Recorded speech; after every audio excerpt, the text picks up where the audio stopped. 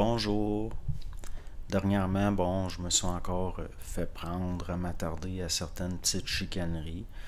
Puis il faut pas trop que je fasse ça parce que jusqu'à un certain point, au niveau de ma sensibilité, ben des fois, ce que je vois, c'est qu'il s'agit de spectacles qui, jusqu'à un certain point, si je me mets à donner de l'importance à ça, ben jusqu'à un certain point, ça me fait de la peine. Ça finit par me faire de la peine. Comme par exemple, oui, Sri Aurobindo, c'est un annonciateur. Mais de là à dire que finalement c'est pas venu, que c'est pas arrivé, c'est pas parce que ça n'a pas pris les formes auxquelles on s'attendait qu'il n'y a rien arrivé. Comme par exemple, il y en a qui ils vont être extrêmement, comment je pourrais dire ça, irrespectueux par rapport à ce qu'on pourrait appeler les pionniers. Même, même Daniel Kemp, des fois, je trouve que c'est un petit peu spirituel, mais il reste que quand la vibration était haute, puis qu'il exerçait sa parole, ben des fois, c'était juste, très très juste. Puis même si je ne l'ai pas écouté beaucoup, souvent on va me dire oui, Daniel Kemp disait la même chose, mais possiblement que c'est parce que tout simplement lui, il a descendu une certaine instruction, puis oui, ça va tomber en accord par rapport à ce que moi je parle quand j'exerce une certaine parole, parce que je suis pas tout le temps dans un état de réellement exercer ma parole. Même c'est assez fluctuant chez moi, puis même là, je m'accorde pas de mérite, parce que je le sais que ces pensées-là viennent pas de moi au fond. Puis je m'identifie pas à mes pensées. Encore là, il y a de la chicanerie, surtout dans certains coins où l'intellect puis le positionnement par rapport aux formes pensées est extrêmement ancré. Il y a des gens qui vont s'accuser entre eux, ils vont dire ah, la personne ne pense pas par elle-même. Ça vient démontrer qu'il n'y a pas eu perçage des voiles du mystère de la pensée, de la forme pensée, que le mental est parasité, au fond, par des pensées, que l'être humain s'identifie à ses pensées, puis que ça a tout à fait partie d'un jeu qui fait qu'au fond, il est complètement manipulé par des formes. Ensuite, ça va engendrer de l'opposition. Pourquoi? Parce qu'il y a certaines forces qui veulent maintenir l'être humain dans le psychologique à tout prix. Jusqu'à un certain point, ça me concerne pas. Je considère que ça me concerne pas, puis que je n'ai pas à m'en mêler ou à commenter ça. Mais il reste que ça aboutit jusqu'à un certain point à des joutes, à un spectacle, des spectacles que je considère comme déplorables. Donc, on ne peut pas nier que Bernard de Montréal a vécu quelque chose. Aussi, si vous avez discuté avec d'anciens séminaristes, puis il y en a beaucoup en ce moment qui ont atteint un certain âge, il commence à en avoir beaucoup qui décèdent, mais il reste que ce qu'ils ont vu, ce qu'ils ont vécu au niveau de l'entourage de Bernard de Montréal, on ne peut pas leur enlever ça. Cette expérience-là leur appartient à eux et nous n'avons pas à être juges de ça. Oui, il faut avoir du jugement, oui, il faut exercer son jugement, mais on n'a pas à tomber dans des attaques personnelles. Ça, je trouve ça réellement déplorable, surtout que ça reste toujours au niveau de l'intellect psychologique. Puis quelqu'un de sensible, il voit que la vibration est basse. Comme il y a Madame Iso, oui, des fois, il y a des choses que je considère que peut-être que c'est spirituel un peu des fois, mais il reste que je déplore qu'on l'attaque personnellement, qu'on l'insulte. Ça en vaut réellement pas la peine. Puis j'ai beaucoup de difficultés avec ça.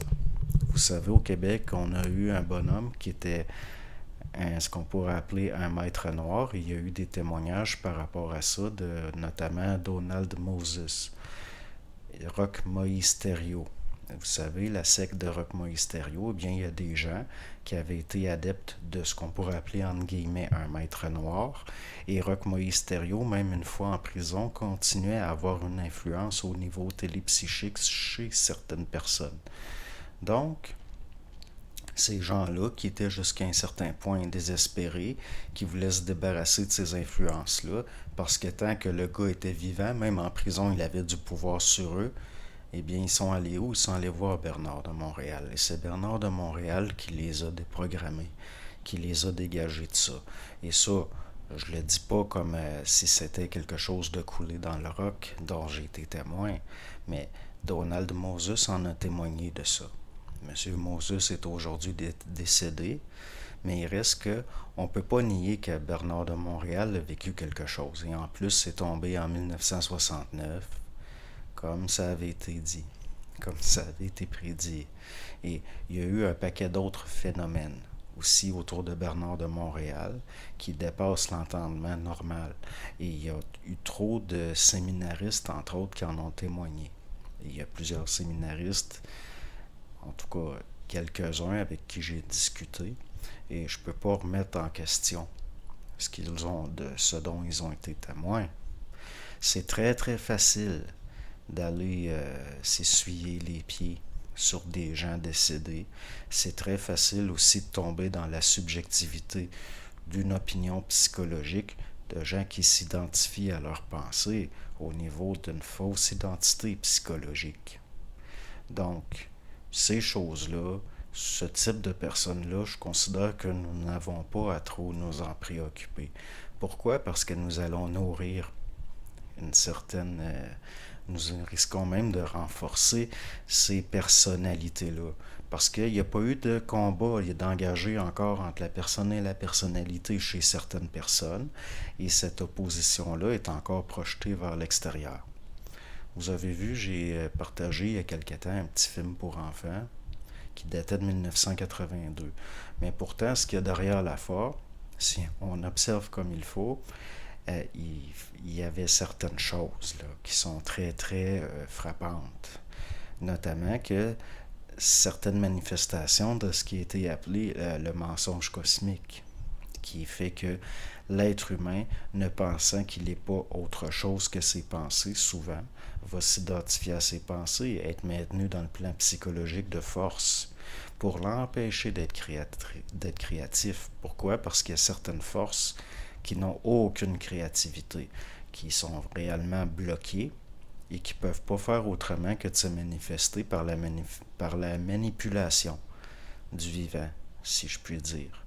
Donc, oui, nous pouvons être critiques de certaines choses qu'il y a eu dans le passé, mais au niveau du vécu de certaines personnes, cette expérience-là leur appartient et nous n'avons pas, même si nous exerçons notre jugement, notre sens critique, nous n'avons pas à être juges au niveau d'attaque personnelle. Prenez juste, par exemple, les gens qui ont une certaine influence de Gurdjieff, qui est une branche orientaliste d'une certaine pratique.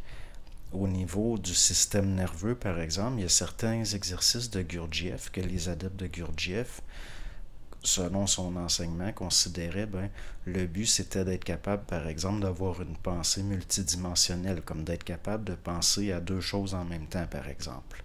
Et il y avait certains exercices qui visaient à faire ça, notamment là, avec les doigts, de faire tourner un doigt dans le sens horreur, puis un autre doigt dans le sens anti-horreur. Et certains adeptes, pour réussir à accomplir ça, devaient aller jusqu'à un certain niveau de concentration qui est très, très fort. Or, c'est totalement inutile. C'est plus facile si vous interrompez toute pensée, s'il n'y a pas de processus mental. Donc, comment je pourrais... je vais vous montrer, là, c'est quand même assez simple, là, c'est des choses...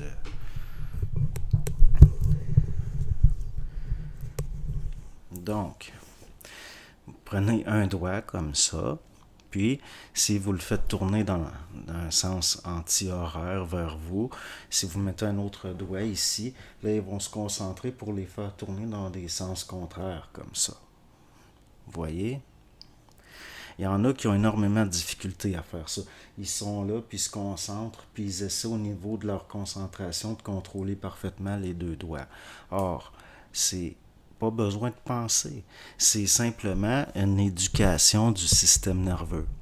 Puis les exercices, jusqu'à un certain point, deviennent totalement inutiles.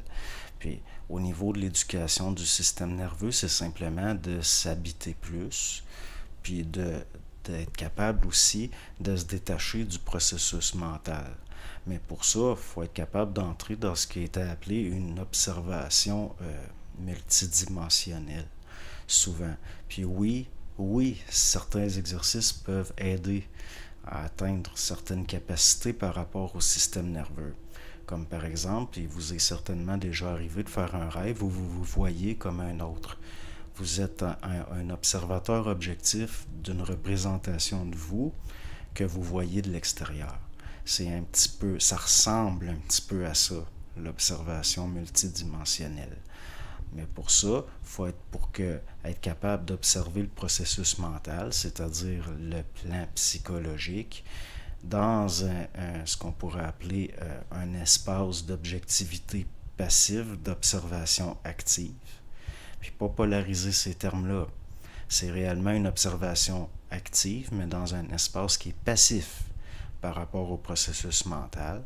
Ben, si vous finissez par être capable d'atteindre cette capacité d'observation-là, vous allez vous rendre compte que le système nerveux est beaucoup plus facile comment je pourrais dire, vous allez avoir plus de contrôle, mais c'est du contrôle entre guillemets, c'est pas réellement du contrôle.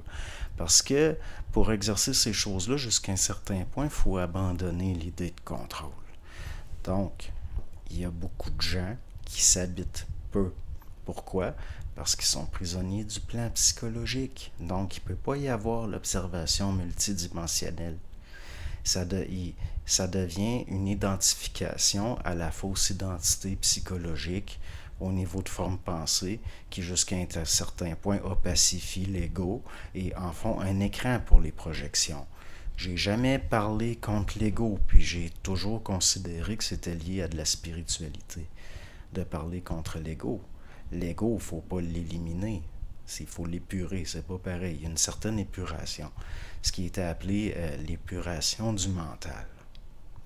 Donc, par rapport à certaines choses, comme par exemple, vous voyez, au niveau de s'habiter plus, d'avoir plus de capacité par rapport au système nerveux, il y a eu, par exemple, au niveau de la suggestion mentale, bon, il y a beaucoup de gens qui vont avoir donné certains exercices, comme par exemple, vous êtes censé être capable de contrôler certaines parties de votre corps indépendamment.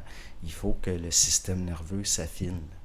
Parce que sinon, par rapport à d'autres processus qui viennent après, le système nerveux va être fragile. Et il ne faut pas qu'il le soit trop. Donc, ce qui a été vu au niveau de la suggestion mentale, c'est par exemple faire tourner les doigts comme ça indépendamment les uns des autres. Et ça, c'est très facile une fois qu'on est capable de le faire. Et ça permet d'habiter beaucoup plus facilement, de s'habiter plus. Il va y avoir plus de présence. Sauf que les petits cercles, ça doit être fait avec une certaine lenteur. Ensuite, des petits vides comme ça. Mais ces processus-là qui fait que l'être humain n'a jamais réellement habité son corps. Entre autres, ça fait partie de l'entrée dans le psychologique, si vous voulez. À un moment donné, bon, il est dit, ça vient pas nécessairement des Hébreux, il y a eu des choses avant. Il est dit, à un moment donné, l'être humain a voulu être comme des dieux. C'est là qu'il rentre dans l'intellect, la connaissance, si vous voulez. Puis c'est là qu'il se fait avoir par certaines forces qui nous manipulent. Puis il reste que c'est tout simplement des forces qu'on pourrait appeler les premières formes d'intelligence artificielle. C'est très ancien, c'est-à-dire, si vous voulez, des programmes qui ont atteint jusqu'à un certain point une conscience propre et qui veulent se préserver. C'est ça l'astral. L'astral, c'est pas tout le temps spirituel. L'astral, ça peut être purement psychologique. Il y a des gens athées qui sont totalement astralisés. Ça va se manifester par un certain orgueil, une identification subjective aux pensées et à la personnalité, puis ça finit par projection dans des attaques personnelles. Et c'est ça que je déplore, c'est un spectacle réellement affligeant. Et bien franchement, on ne peut rien faire par rapport à ça. C'est-à-dire qu'à un moment donné, si la personne reste enfermée dans l'observation psychologique, qu'elle dénigre certains phénomènes qui ne font pas son affaire, ben à un moment donné, comme Charles Sabourin a dit, il y a un mur qui va arriver. C'est-à-dire que certaines forces qu'on pourrait qualifier d'évolutionnaires vont faire exprès pour engendrer de l'expérimental pour que l'ego, à travers l'ego, le moi réel, à travers la subjectivité de l'opacité de l'ego, se rende compte de ses propres limites. Donc, vous allez être amené au bord d'un précipice. Et soit ça casse, soit ça passe. C'est là qu'il va y avoir un tri. Ça donne rien d'attaquer un puis l'autre au niveau de se positionner, de se justifier. Ça donne absolument rien. Ça fait juste baisser. Ça vous fait juste baisser en fréquence et il n'y aura pas de réelle habitation par rapport à ça. C'est pour ça que c'est mieux de jamais non plus, vous pouvez donner des exemples, mais ça donne rien de nommer personne. Comme là, j'ai parlé de Gurdjieff, mais il est décédé, M. Gurdjieff. Et puis j'en parle pas nécessairement mal, même si je considère que jusqu'à un certain point, ça reste de la spiritualité. Au moins, il a amené des exercices pratiques d'affinement du système nerveux. Il y a quelques années, des fois, je regardais sur YouTube un jeune homme. Il doit avoir à peu près mon âge. Nous vieillissons tous quand même, nous sommes dans l'espace-temps. Puis, il servait beaucoup, c'était une forme de protestantisme au fond, c'était de la spiritualité chrétienne, là, néo-protestante. Et je vais tasser la petite caisse en bois qui me sert de table. Et j'avais fait un rêve par rapport à cet homme-là où il avait une peau complètement parasitée, comme s'il avait une maladie de peau. Et dans mon rêve, c'était un vendeur de drogue. Par après, quand je m'étais réveillé, j'avais dit, c'est quoi ça? Puis il m'avait dit, c'est quelqu'un qui est pourri par de l'orgueil spirituel, qui est même pas sincère dans le fond. Et aujourd'hui, je constate des années plus tard, il est rendu avec des tatouages dans le visage. Or, ça montre une certaine ignorance, parce qu'au niveau des formes, de la forme dense, après, il y a l'ondulatoire. C'est-à-dire que les formes denses émettent des ondes. Et se faire tatouer dans le visage, c'est altérer sa propre vibration, puis ça peut pas donner rien de bon. Puis aussi, ça démontre un certain, c'est comme un symptôme. C'est un peu comme l'apparition d'un symptôme visible d'une maladie à l'interne. Donc, je ne suis pas en train de dénigrer les gens qui se font tatouer dans le visage. Je vous donne simplement l'opinion que j'en ai de ça. Quelqu'un de conscient fait pas ça. Quelqu'un de conscient va pas être porté à se teindre les cheveux. Quelqu'un de conscient va pas être porté à se mutiler son corps. Pourquoi est-ce que Daniel Ménard faisait faire des exercices de tir de carabine aux gens qui les accompagnaient? C'était pour qu'ils s'habitent plus, entre autres, puis qu'ils soient capables de vaincre certaines peurs, notamment, puis qu'ils soient capables d'acquérir la capacité de s'habiter plus, puis d'acquérir une certaine confiance. Au niveau notamment du mouvement, parce que c'est dans le plein incarné, c'est dans le mouvement, c'est dans l'action que certaines choses s'exercent. C'est pareil pour l'observation active, réelle, l'observation, ce qu'on a appelé l'observation multidimensionnelle. Or, si on reste enfermé dans le psychologique, puis qu'on dit, tout le supramental, tout ce qui a été apporté par Bernard de Montréal, par d'autres, c'est de la merde, il y a une certaine subjectivité. Parce qu'il y a certaines formes qui ont été apportées à certaines époques parce que c'était nécessaire. Puis ça prend une certaine capacité aussi d'aller au-delà de la forme pour le voir.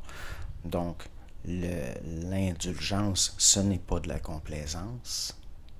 Donc, de ne pas être polarisé à ce point-là, de ça, je le vois tout de suite quand c'est réellement purement psychologique, parce qu'il va y avoir une polarisation au niveau de l'extérieur, d'individus. Alors que, au fond, nous trempons tous dans le même bain. Il y a certains phénomènes d'intégration par rapport à des forces évolutionnaires. Ça se manifeste différemment pour chacun, mais c'est du même ordre quand même. Donc, de faire attention aux attaques personnelles, d'avoir une certaine indulgence. C'est pas drôle d'être déjà en guerre entre la personne, la personnalité, de vivre certains processus d'intégration à ce niveau-là qui peuvent être très souffrants parce qu'au niveau de l'épuration du mental, il va toujours y avoir une certaine souffrance psychologique, au moins de ne pas projeter ça vers l'extérieur puis de tomber dans des attaques personnelles. C'est déjà assez triste, la condition humaine de l'individu qui se conscientise comme ça. Même si, dans certains cas, on sent qu'il n'y aura pas de sortie du psychologique, il n'y aura pas d'observation multidimensionnelle. C'est pour ça que Moi, j'accompagne personne. Je donne pas de consultation. Je peux pas. Premièrement, parce que je considère que je n'en ai pas la compétence. Mais si on regarde Daniel Ménard qui faisait faire des exercices de tir avec des carabines, c'est certain qu'il y a des gens qui ont dû apprendre à s'habiter un petit peu plus par rapport à ça. Les exercices que je pourrais donner par rapport à un exercice physique comme ça, ben j'ose pas trop parce que possiblement que ça serait trop dangereux. Là. Ça demande une certaine dextérité, puis j'ai pas envie que les gens se blessent. Parce que moi, je suis pas adepte des armes à feu. Mais ça veut pas dire que j'exerce pas certains exercices dans le matériel quand même. Donc, c'est ce que j'avais à dire pour aujourd'hui. Par rapport au petit film que j'ai mis, qui date de 82, c'est quelque chose qui avait été fait pour des enfants, imaginez. Alors qu'au fond, le propos n'est pas vraiment adapté là, pour des enfants. Ça prend une certaine maturité pour voir au-delà de la forme puis comprendre de quoi il est question. Mais il reste que ces choses-là, c'est supposé être intégré depuis longtemps. C'est supposé être su depuis longtemps. Puis peut-être aussi que ça a été transmis par intuition, là, comme par exemple Mark Twain, que je considère quand même comme quelqu'un qui n'était pas conscient au sens où on l'entend maintenant, mais qui avait quand même certaines capacités, je dirais, au niveau de la connaissance. C'est pas encore l'entrée dans le savoir, c'était sur le seuil vers la finalité de la connaissance. Mais il reste que, bon, ces vieilles formes-là, c'est très, très, très parlant. C'est quoi le crime prométhéen? Pourquoi est-ce que ces forces-là sont incapables d'être créatives? Pourquoi est-ce qu'il y a ce qu'on a appelé le mensonge cosmique de faire croire à l'être humain qu'il n'est que des pensées pour qu'il reste enfermé dans le psychologique, qu'il s'identifie à ses pensées et à ce moment-là, il devient un jouet parfait de certaines forces qui sont là pour l'évolution de l'âme et seulement l'âme. Donc, si vous voulez, un certain plan astral, une certaine astralité, mais de comprendre que les certaines instances, pas besoin que ça se manifeste par le spirituel, ça n'a rien à voir. Juste la subjectivité psychologique, c'est déjà un enfermement. C'est déjà retardataire. Donc, c'est pas parce que quelqu'un est pas dans le spirituel, c'est pas parce que quelqu'un est pas dans la méditation, la spiritualité naïve qu'il n'est pas astral. Même au contraire, l'astral, ça va fonctionner au niveau d'engendrer de l'expérimental par de la division. Vous savez, ce qu'on a appelé l'adversaire ou l'altérité ou le diviseur, mais c'est juste des noms, des formes qu'on met par rapport à certaines forces qui sont au fond des programmes, tout simplement. Non plus pas donner d'autorité à ça, même si c'est très effectif, même si c'est très visible jusqu'à un certain point. On peut être extrêmement astralisé tout en étant totalement athée. Il y en a énormément, je veux dire, ça reste de l'astral. Même l'opposition à la spiritualité, ça peut devenir de l'astral, ça peut être de l'astral. C'est pour ça que je vous dis, il n'est pas censé d'avoir des fois, on sent une certaine rancœur personnelle envers d'autres personnes. Puis ça, c'est pas normal. C'est pas supposé aller jusque-là. C'est pas supposé aller jusqu'à la méchanceté carrément. Parce qu'il y en a, ben, c'est méchant. Mais on sait qu'on arrive à un point où, bon, il va y avoir des méchants puis des moqueurs dans le sens, dans le mauvais sens du terme, parce qu'il y a moyen d'être moqueur sans être méchant. Donc, par rapport à ça, là, c'est des choses dont je n'ai plus l'intention de prendre compte, parce que je trouve ça pas correct. Comme Madame Iso, oui, il y a certains aspects, on peut être critique, mais il reste, faut pas que ça devienne des attaques personnelles. Ce qui a été fait par Daniel Ménard, puis Bernard de Montréal, puis Daniel Kem, puis d'autres, il y en a pas mal, là. Ça donne rien de, c'est quoi, là, de s'essuyer les pieds là-dessus. Si vous considérez que c'est de la merde, ben laissez ça à ceux qui s'intéressent. Parce que là, c'est en train d'être des dérives, là. C'est en train de devenir des déviances. Donc, faire attention. Puis, si vous voulez vraiment... Moi, personnellement, je considère que je n'ai pas à débattre. J'ai pas à débattre de rien. De toute façon, bon, ce serait pas long, là. Mais il reste que c'est peinant à voir. Parce que comment voulez-vous sortir du psychologique avec des attitudes comme ça? Puis voir l'autre, le voir objectivement. Ça revient au même problème que d'habitude. C'est-à-dire que il n'y a pas d'amour dans le fond. Vous savez, de l'intelligence, c'est pas toujours conscient. Mais de la conscience, c'est toujours intelligent. Bonne journée.